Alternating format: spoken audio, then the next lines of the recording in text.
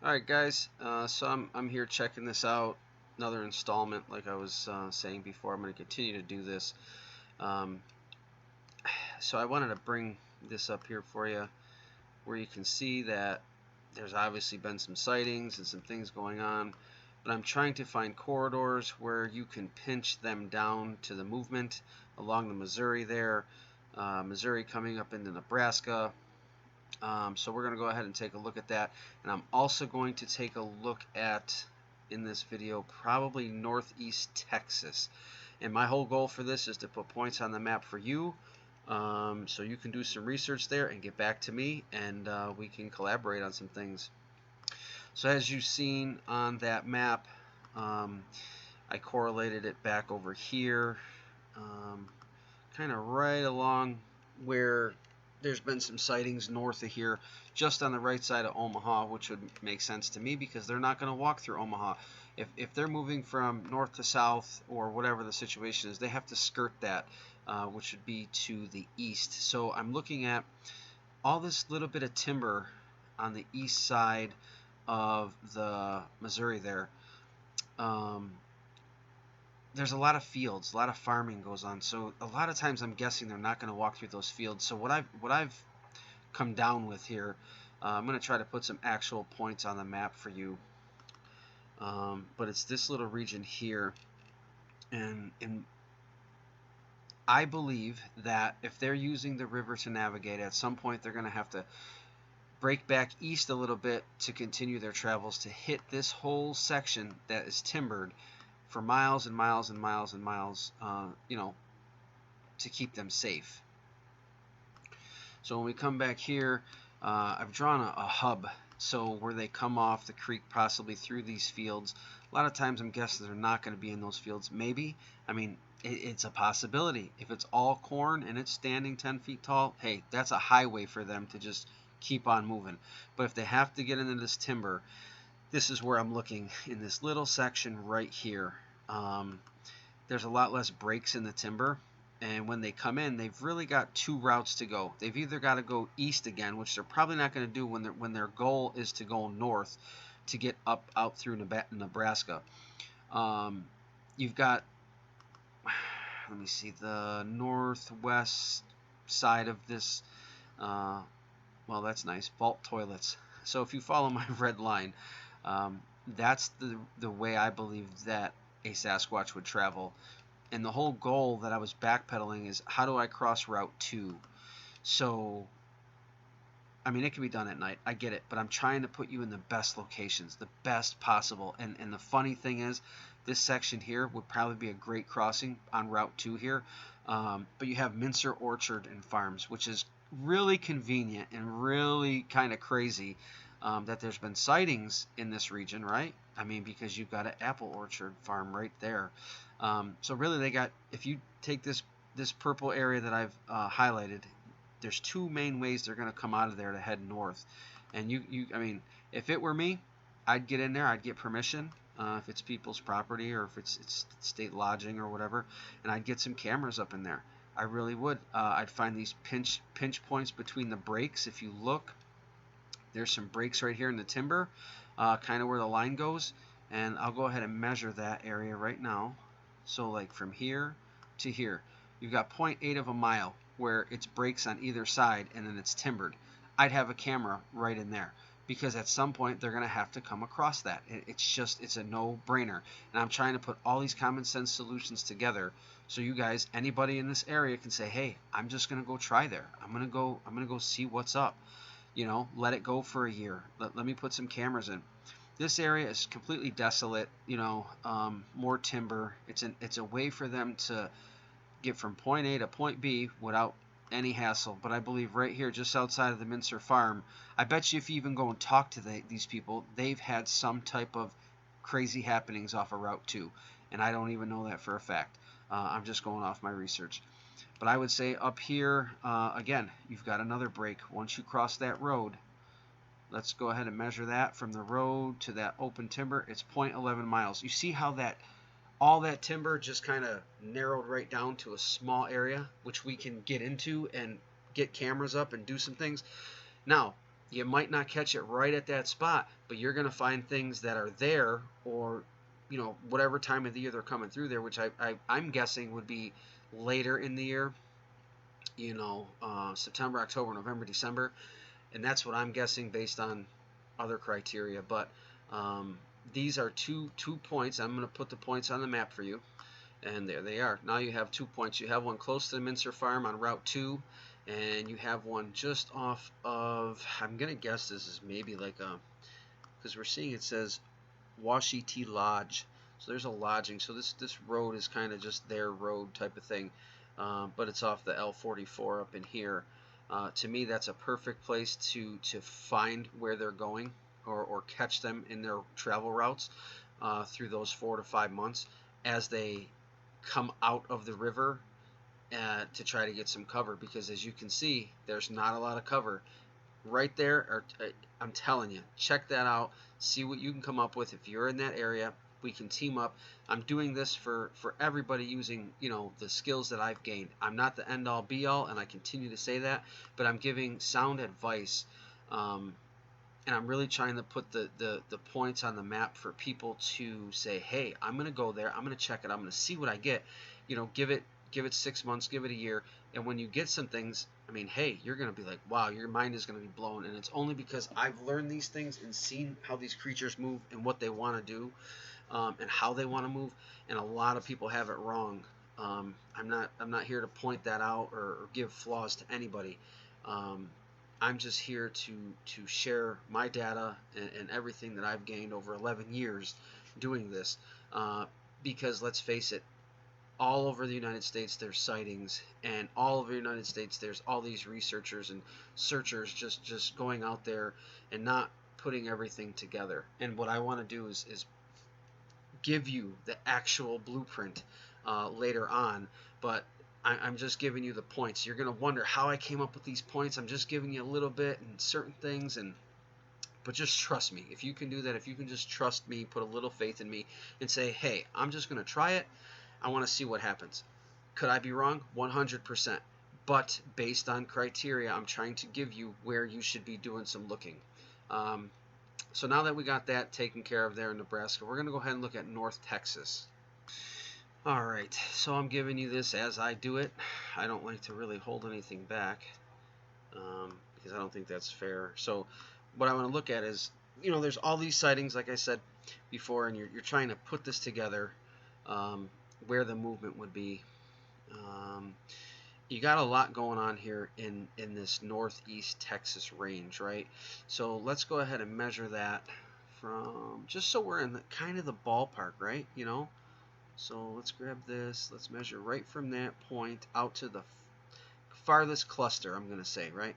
Now I'm not going into the other state right now, I'm not going down, I'm just trying to use this area right here. It's actually a 158 mile span, right? And now I need to shrink that span to figure out where, what, why, how, the whole 9 yards. So we'll carry this over. And what we'll do is we'll go over here, we'll get our measurement. It's crude, it's very crude, we were at like 158.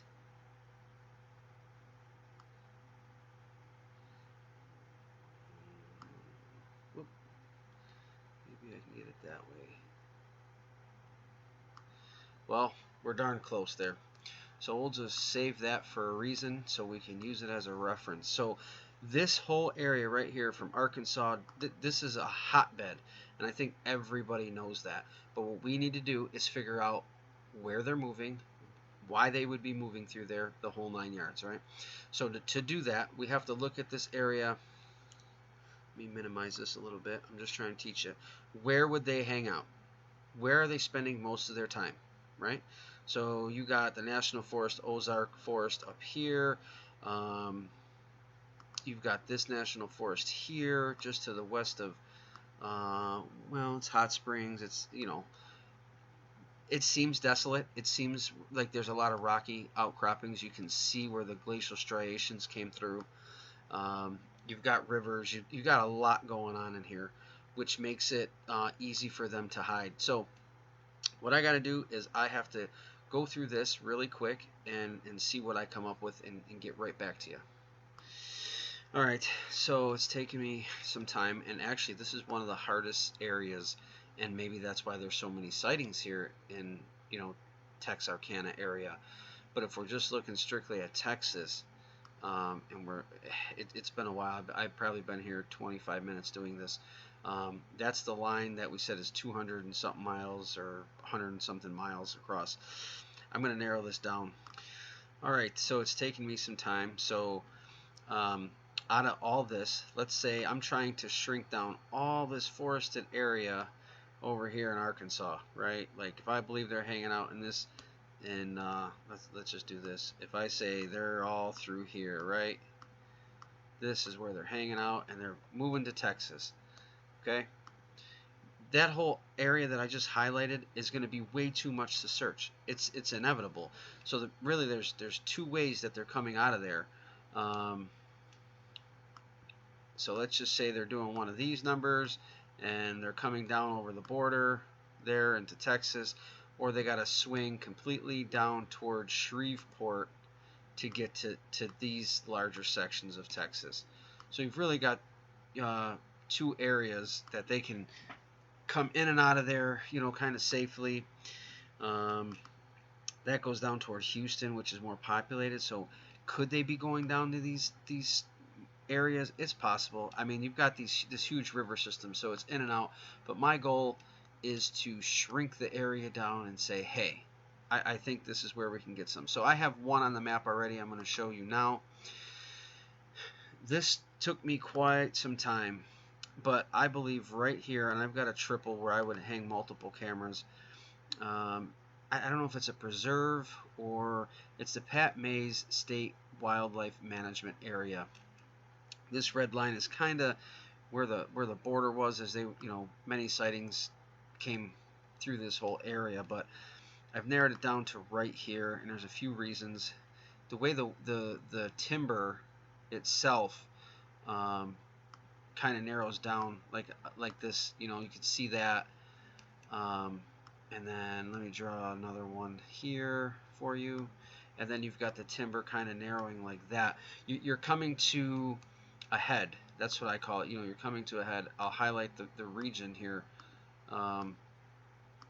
This section right here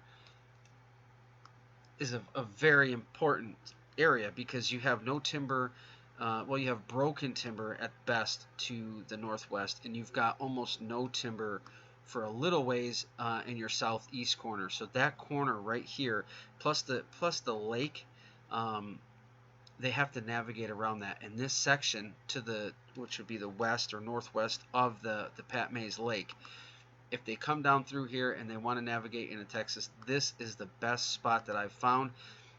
What is this, off of the 1499? And I'll actually take a measurement right off that highway.